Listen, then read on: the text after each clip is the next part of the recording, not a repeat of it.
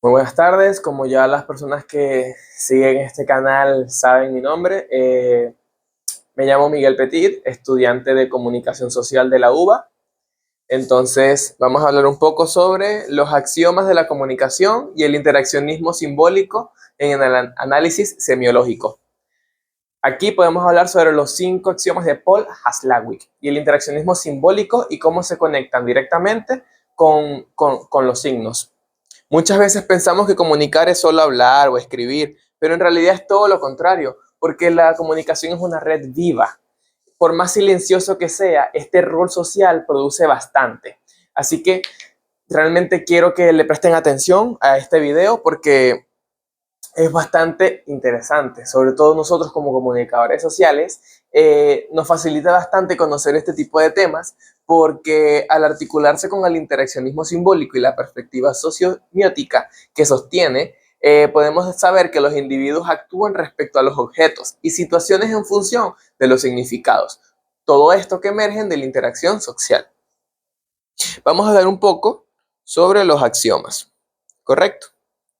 Aquí vamos a ver un poco, aquí tenemos un cuadro, tenemos el axioma de Watzlawick, su descripción teórica, su ejemplo práctico y su análisis interpretativo. Lo primero que tenemos que saber es que es imposible no comunicar. Aquí nos dice que existe la no conducta. Si estamos en presencia de alguien, hagamos lo que hagamos, ya estamos diciendo algo.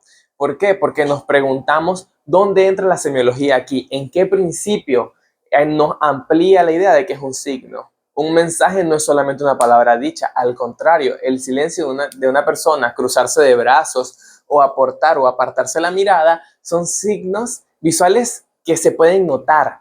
En la vida cotidiana, la otra persona lo va a notar y le va a dar un sentido, desinterés, molestias, qué sé yo, demostrando que el cuerpo jamás será callado.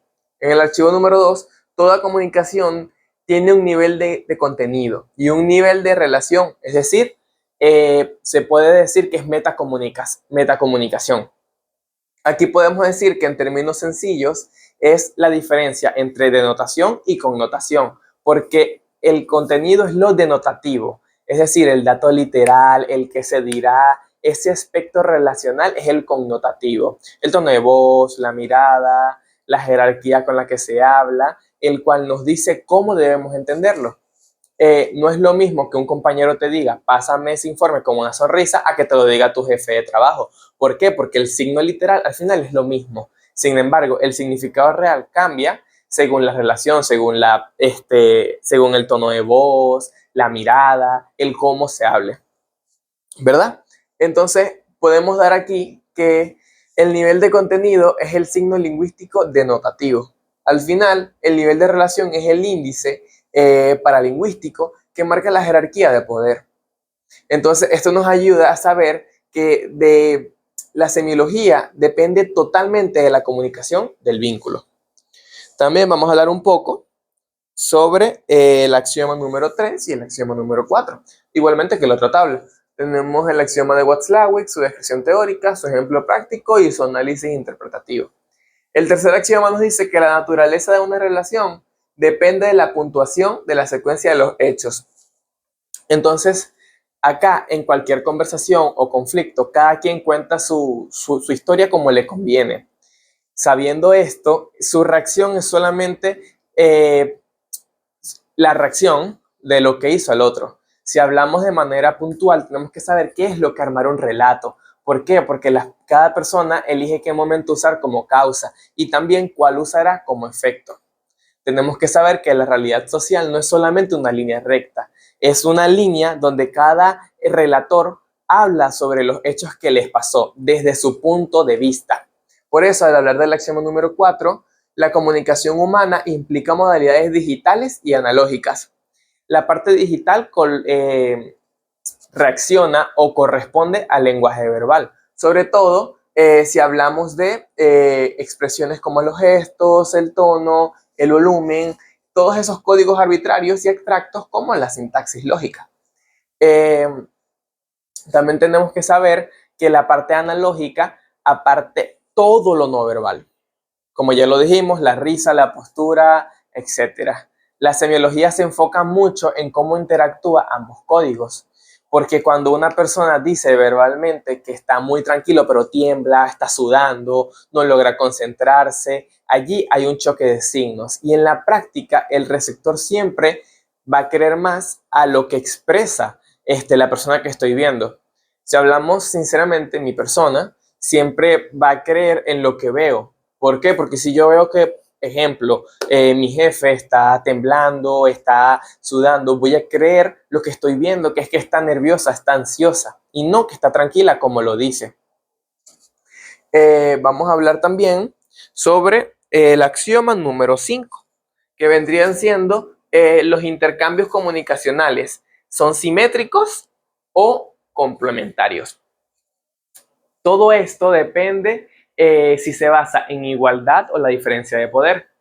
¿Por qué digo eso? Porque una charla entre amigos es simétrica, una consulta médica o jornada laboral es complementaria. En la semiótica social, esta diferencia no ocurre por arte de magia, al contrario, se sostienen mediante símbolos o estatus. El uniforme del médico, los títulos o el lenguaje técnico en el habla o la ubicación de una oficina son signos que marcan la autoridad.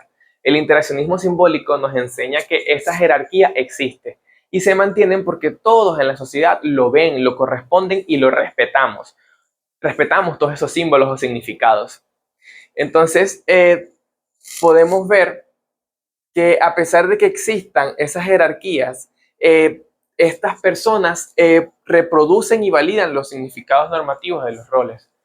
Como seres humanos siempre tratamos de elevar a lo que vendría siendo los doctores, ingenieros, porque los respetamos por su estatus social. Por ello mismo, podemos saber que en las conclusiones, la convergencia entre los axiomas de Paul Watzlawick y la semiología demuestra que la comunicación no es un canal unidireccional, al contrario, sino una muestra integral de significado social.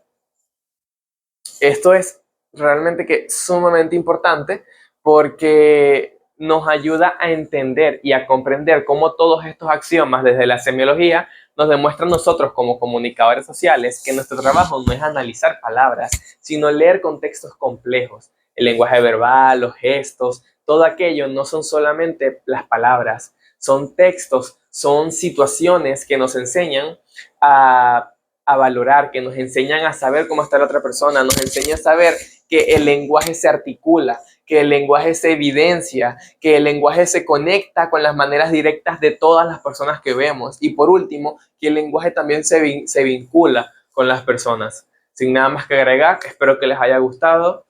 Por acá les hablo Miguel Petit, estudiante de Comunicación Social.